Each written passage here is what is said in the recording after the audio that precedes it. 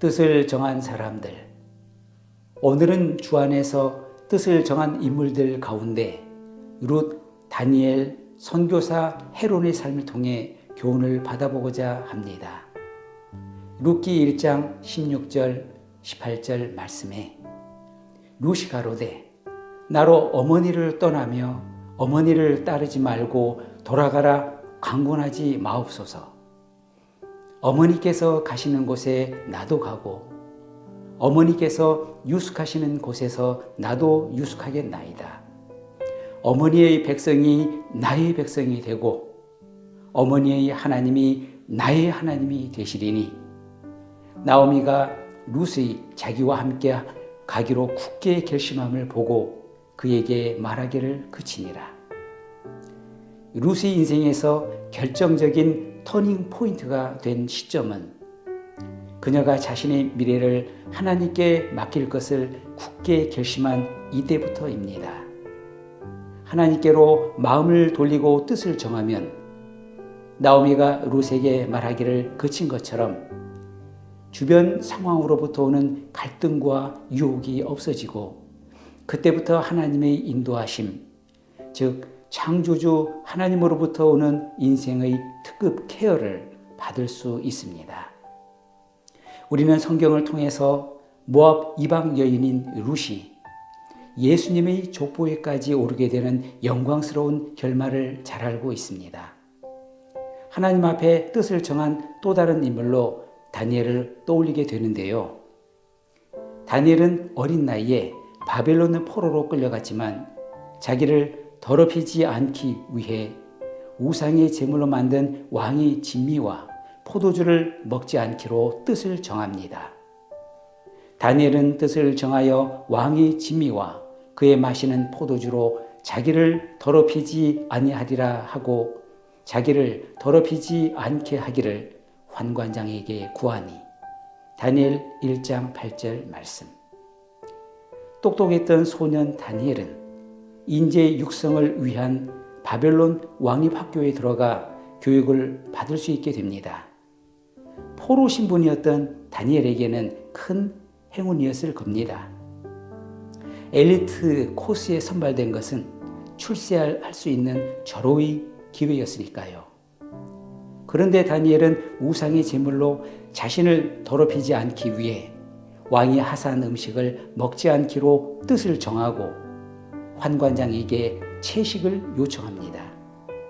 관리 책임을 지고 있던 환관장은 왕에게 문책을 받을 수 있다고 거절하려 했습니다.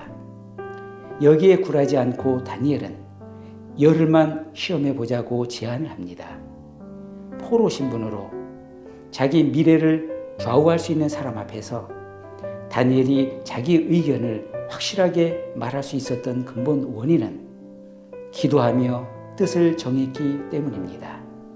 우리가 다니엘과 룻처럼 신앙생활을 위해 뜻을 정하지 못한다면 우리의 연약함에 일차적인 이유가 있을 것입니다. 일상에서의 상황은 언제든 변화할 수 있다 생각하여 혹여 하나님께 지키지 못할 약속을 할까 두려워하는 경우가 많습니다. 하지만 오늘 본문 말씀을 통해 우리는 그리스도인의 결심은 먼저 기도를 통해 뜻을 정하는 시간이 필요하다는 것을 알 수 있습니다. 신앙을 위해 뜻을 정하면 향후 내게 벌어질 모든 상황보다는 그 배후에 하나님의 선한 의도가 따른다는 믿음을 주시기 때문에 우리는 다니엘과 룻처럼 믿음의 결단을 할 수 있습니다. 내 인생의 주관자이신 주님을 위해 살고자 뜻을 정하면 하나님의 도우심이 실제로 내려오게 됨을 알 수 있습니다. 바로 다음 절인 9절에서부터 하나님의 도우심이 나타나 있습니다. 하나님께서 다니엘로 환관장에게 은혜와 긍휼을 얻게 하신지라. 이후 다니엘의 삶의 궤적이 어떠함을 우리는 잘 알고 있습니다. 어느 그리스도인은 다니엘을 이렇게 표현했습니다.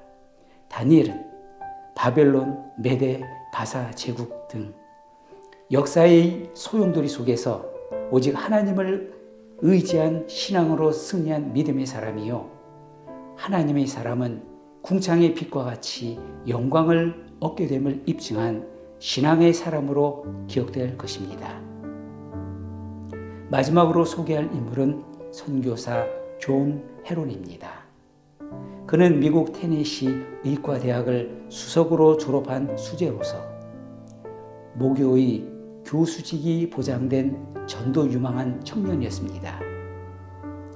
거듭나고 난 이후 안락한 삶을 뒤로하고 1885년 6월에 조선의 의료 선교사로 자원하여 광해원에서 비민 환자들까지 진료하면서 선교를 했습니다.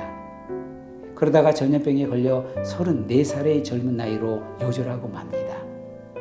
그가 주님을 위해서 불꽃같이 자신의 삶을 살 수 있었던 것은 한결같이 그의 마음을 차지했던 아름다운 고민이 있었기 때문입니다. 그는 고백합니다. 나는 늘 어떻게 하면 예수님을 기쁘시게 할까? 그것이 고민이었습니다. 뜨겁게 살다간 그리스도인의 심장에 새겨진 아름다운 고민 앞에서 우리도 하나님의 기쁘신 뜻이 우리의 소원이 되는 결심이 필요합니다. 빌립보서 2장 13절 말씀에 너희 안에서 행하시는 이는 하나님이시니 자기의 기쁘신 뜻을 위하여 너희로 소원을 두고 행하게 하시나니. 우리는 2600년 전에 다니엘이 보았던 주님의 영원한 나라를 곧 보게 되는 시대에 살고 있습니다. 오늘 하루도 하나님의 선한 의도가 우리 모두의 삶 구석구석을 관장하고 있다는 사실을 믿고 복음의 마지막 주자답게 주님을 향해 뜻을 정하고 결단하는 삶을 살아야겠습니다. 마라나타, 주님이 곧 오십니다.